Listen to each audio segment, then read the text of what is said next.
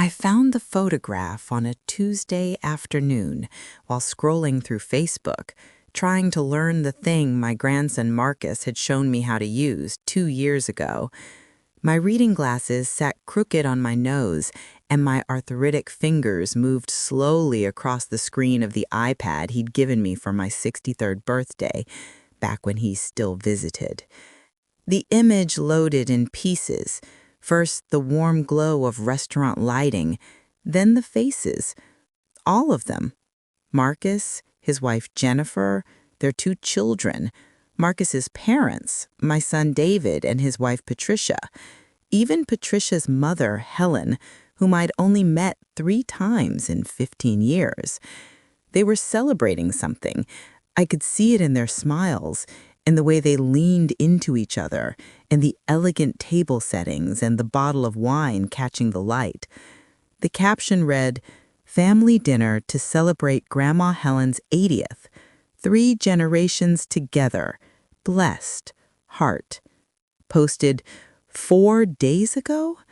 In the same city where I lived? 10 miles from my house?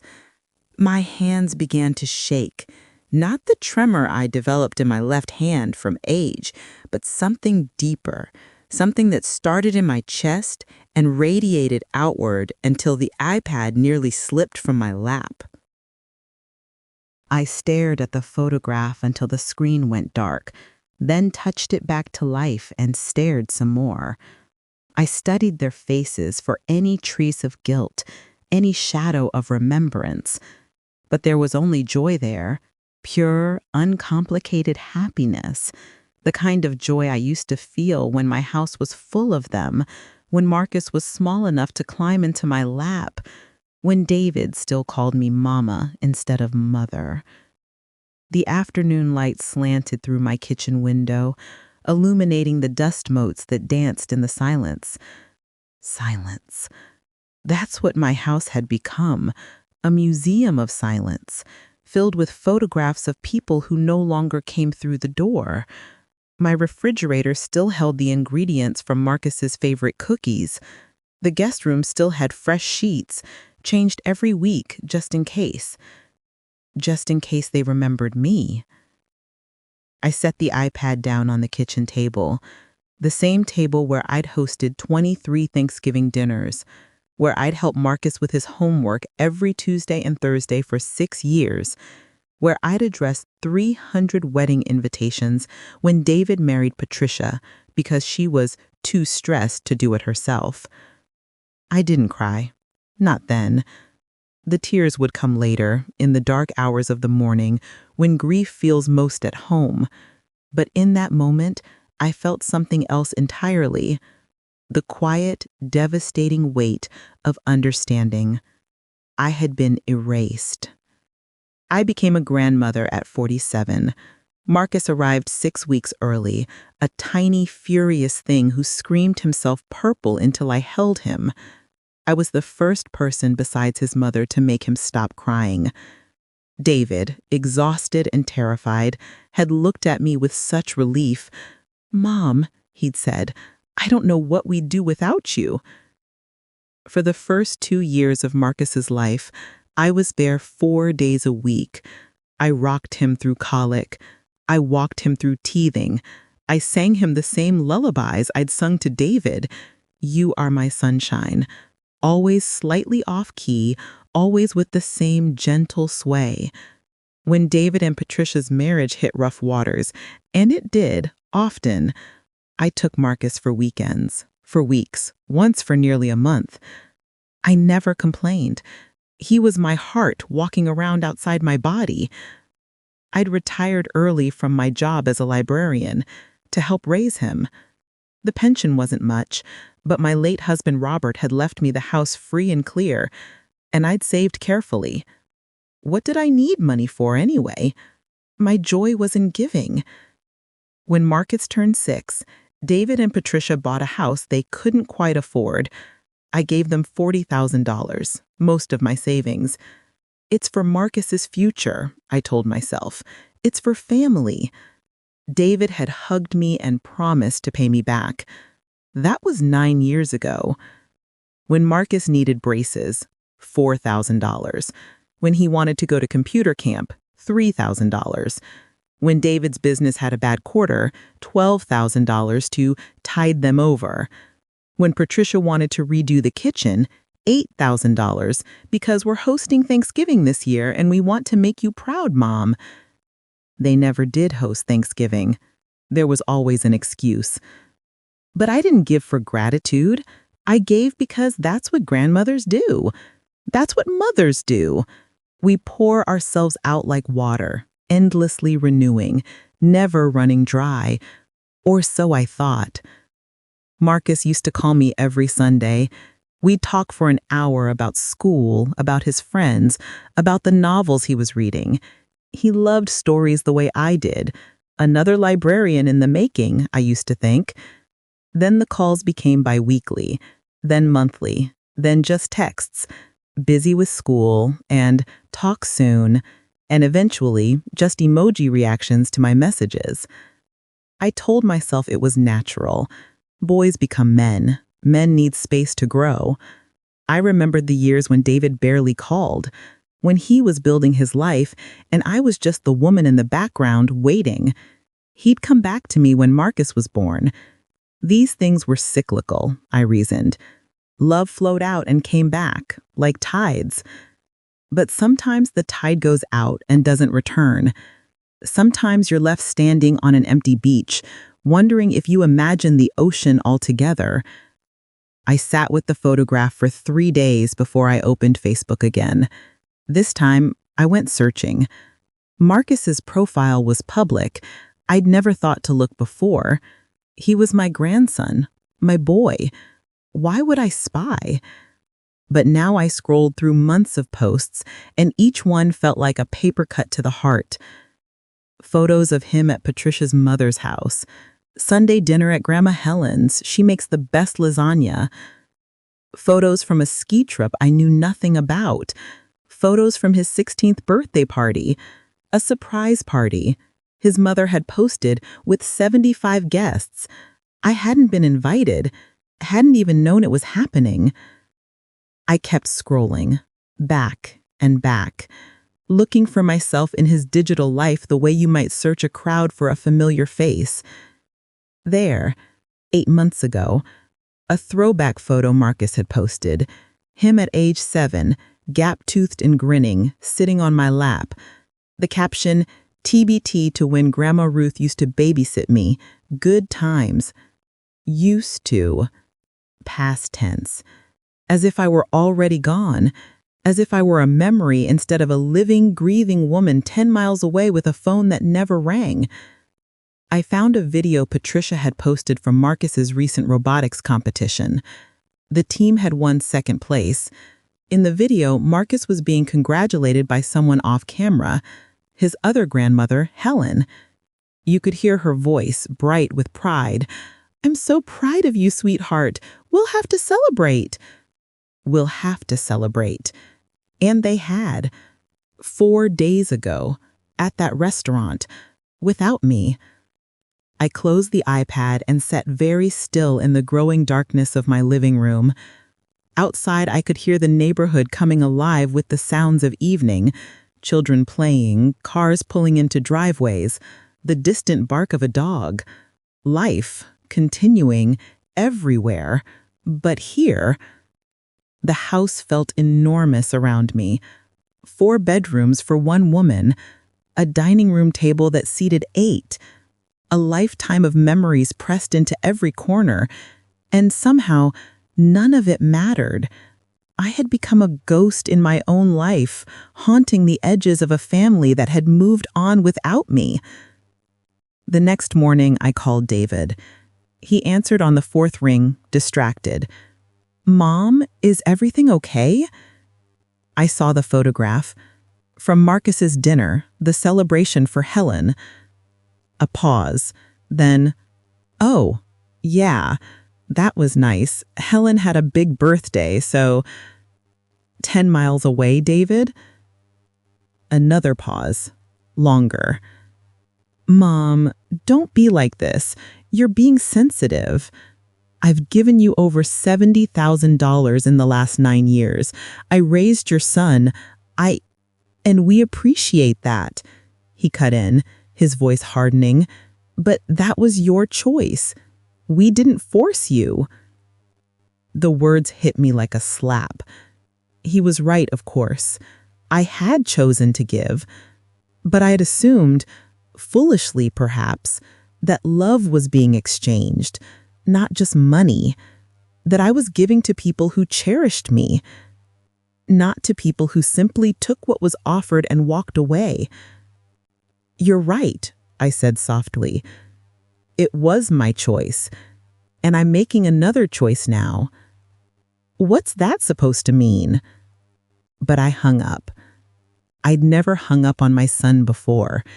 In 65 years, I'd never hung up on anyone.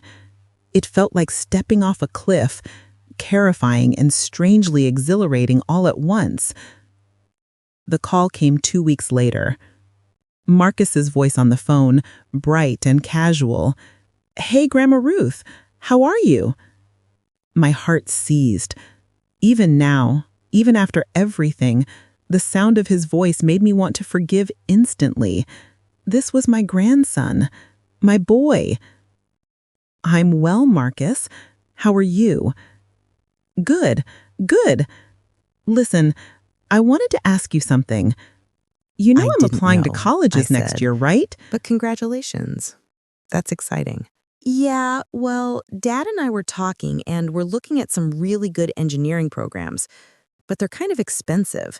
And Dad said maybe you could help out with some of the application fees and maybe the first semester, just to get me started. It would mean a lot. I stood at my kitchen window, looking out at the garden I'd tended for 30 years. The roses were blooming, deep red, Robert's favorite. I'd planted them the year he died, and every spring they came back, faithful and true. "Marcus," I said, slowly, "when's the last time you came to visit me?" I don't know. A while, I guess. I've been really busy with school and robotics and 8 months, I said. "It's been 8 months. Oh, yeah. Time flies, you know? But anyway, about the college thing. No. Silence. Long and thick. What? No, Marcus. I'm not going to help with college. But, Grandma, you always help. Dad said you'd... Your father assumed wrong. My voice remained steady, calm. I was surprised by how calm I felt. I've given a lot of money to your family over the years. I gave it because I loved you. But I've realized something recently. I've been so busy giving that I forgot to ask whether anyone actually wanted me, or just wanted what I could provide. That's not fair, he said, and I could hear the teenager in his voice now, petulant and defensive. We love you. Do you? When's the last time you called me just to talk? When's the last time you invited me to anything? I saw the photographs, Marcus, from Helen's party, from your birthday, from all the Sundays at her house. That's different. She lives closer to Dad's work, and she lives 3 miles farther away than I do. I looked it up. Another silence. Marcus, I said more gently, I'm not angry with you. You're 16. You're doing what teenagers do. But I'm done being the grandmother you only remember when you need something. If you want a relationship with me, I'm here. But I'm not a bank anymore. I'm not a convenience. I'm a person, and I deserve to be treated like one. I have to go, he said, his voice tight. I love you, I said. He hung up without saying it back. I stood there with the phone in my hand, and this time the tears came. Not the broken, devastated tears from before, but something cleaner, something that felt almost like relief. I had said no. I had drawn a line, and I was still standing. The next day, I called my financial advisor, Roger. whom I'd been working with since Robert died. "Ruth, good to hear from you. What can I do for you?" "I want to close the college fund I set up for Marcus, and I want to review all the loans I've made to David over the years." A pause. "All right. May I ask why the change?" "I'm 65 years old, Roger. I think it's time I started living for myself." He didn't argue. He didn't tell me I was being rash or emotional. He simply said, "I think that's a wonderful idea." Over the next week, I made changes. I closed accounts, I drafted a new will, removing the provisions that left everything to David and Marcus. Instead, I designated donations to the library system where I'd worked for 30 years, to literacy programs, to women's shelters. I left a small amount to Marcus, with a note, "For when you're old enough to understand that love is not measured in dollars." I changed the locks on my doors. I unplugged the guest room nightlight that I'd kept on for 15 years, just in case Marcus wanted to visit. I made an appointment with a therapist named Dr. Sarah Chen, who listened to my story and said, "You're grieving, but you're also growing. Those two things can exist together." We became friends, real friends, the kind who talked about books and dreams and disappointments without pretense. She'd been through something similar with her daughter, years of giving, then years of silence. "The hardest part," she told me over coffee, "is accepting that you can't make someone love you.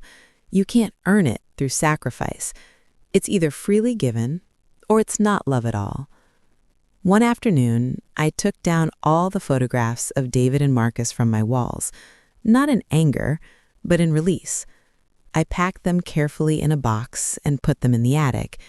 In their place, I hung pictures of my parents, of Robert, of friends from my library days. I hung a mirror in the space where Marcus's school photos had been, and I looked at myself, really looked, for the first time in years. I saw a woman with silver hair and wise eyes, a woman with smile lines and strong hands, a woman who had loved deeply and survived deep hurt, a woman who was still here, still breathing, still capable of joy. I looked good. They came on a Saturday morning, unannounced. I was in the garden, pruning the roses, when I heard the car in the driveway. David and Patricia. Marcus wasn't with them. I set down my shears and walked to meet them. David looked uncomfortable. Patricia looked angry. "Mom," David started, "we need to talk." "All right. Would you like to come in?" "No, this won't take long." Patricia crossed her arms. "What's this we hear about you closing Marcus's college fund and changing your will?" "I'm sorry," I said calmly, "but those are my private financial matters." "Your private," Patricia's voice rose. "You promised to help with Marcus's education." "I promised no such thing. I offered help over the years, and I gave it freely, but circumstances have changed." "What circumstances?" David demanded. "Mom, are you okay? Are you having memory issues? Because we've been reading about dementia, and sometimes—" "I'm not having memory issues, David. I remember everything. I remember every dollar I gave you. I remember every Sunday Marcus spent with Helen instead of me. I remember being left out of his birthday party. I remember seeing that photograph and realizing I'd been erased from my own family." "You're being dramatic," Patricia snapped. "We've all been busy. That's life. You can't expect us to drop everything just to visit you." "I never asked you to drop everything. I asked for basic consideration, basic kindness, a phone call now and then, an invitation once in a while, to be remembered." "We do remember you," David said, but his voice was weak. "Do you? Then tell me, David, when's my birthday?" Silence. "When did your father die? What was his favorite color? What book did I read to you every night when you were 6? More silence. "I'm not angry," I said, and I meant it. The anger had burned away weeks ago, leaving only clarity. But I'm done. I'm done funding a life that doesn't include me. I'm done waiting for crumbs of affection from people who should love me unconditionally. I'm done. This is about money, Patricia said coldly. You're punishing Marcus because we didn't invite you to one dinner? No, this is about respect. This is about me finally understanding that I taught you both to take me for granted by always being available, always saying yes, always sacrificing. I taught you that my love was infinite and free, no matter how little I received in return. So what now? David asked. You're just going to cut us off? I'm not cutting you off. My door is always open. But I'm not a bank anymore. I'm not an emergency fund. I'm not the person you call when you need something. If you want a relationship with me, it has to be real. It has to be reciprocal. It has to be based on actual love, not convenience. Patricia grabbed David's arm. Come on, she's obviously not thinking clearly. We'll come back when she's being reasonable. But David hesitated. For just a moment, I saw something in his eyes. Shame, perhaps. Recognition. The little boy who used to crawl into my bed during thunderstorms, seeking comfort. David, he said quietly, we could have done better. I see that. Yes, I agreed. You could have. Can we fix this? I looked at my son, this man I'd raised, this person I loved more than life itself. I don't know, I said honestly. That's up to you, but it won't be fixed with money or guilt or showing up when it's convenient. It will take time. It will take effort. It will take you actually wanting to know me, not just what I can do for you. Patricia was already walking back to the car. David looked torn.